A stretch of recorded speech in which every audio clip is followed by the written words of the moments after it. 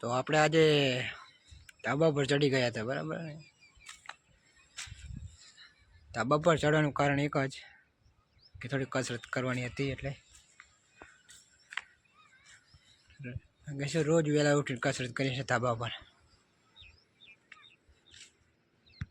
તો hello YouTube family, સ્વાગત છે નવા બ્લોગમાં. મિત્રો કેમ છો? મજામાં? ગુડ મોર્નિંગ બધાને. તો આપણે સવારમાં ચડી ગયા હતા કસરત કરવા. આગળ ચા નાસ્તો બાકી છે, એટલે કસરત કરવી જરૂરી છે અત્યારે તો શિયાળામાં. કારણ કે ઉનાળામાં ના કરે ચાલે, પણ શિયાળામાં જરૂરી છે. કોઈ જાતના સાંધાના દુખાવા થતા હોય તો પણ નહીં થતા. તો હવે નીચે જવું છે, ચા નાસ્તો બાકી છે આપણે.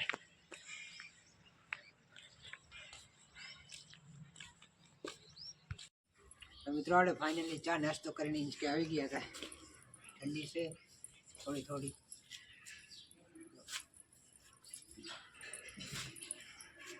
તો ફાઇનલી આપણા વિડીયોમાં એન્ડ તક બને રહેજો મિત્રો.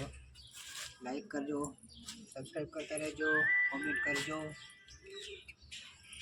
જો અહીંયાથી અમારે જવાનું છે રૂમ ઉપર. હજુ પણ ખરું કામકાજ બાકી છે, કામકાજ પતાવવું જ પડશે ફાઇનલી. હેલો મિત્રો, કેમ છો? ગુડ મોર્નિંગ, જય માતાજી. જો અમારા બાબુ બેન રમે, સવારમાં ઉઠી ગયા. જો બસી બેન, શ્રદ્ધા બેન, જો ડિમ્પલ બેઠા હશે, શ્રદ્ધા બસી બેઠા. જો કેવા બેઠા હે. જો રમાડવા આવી ગયા બાબુ બેન ને. અમે કાલે ગયા હતા માંડવ, અમારા બાબુ બેન ને સાંદીના કાંડા લેવા. એ પણ બતાવશું તમને. કાંડિયા સાદીના થેલામાં હે તો પછી બતાવશું આગળના વિડીયોમાં. હા, પછી નામ શું હે બાબુનું? પૃથ્વી.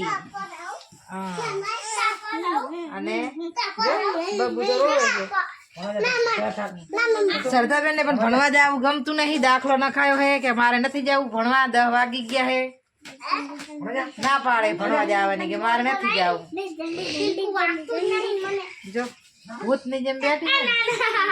જો આ છે અમાર બસી. હાય કે હાય બેન નું હોય તૂટી જાય. ટાટા.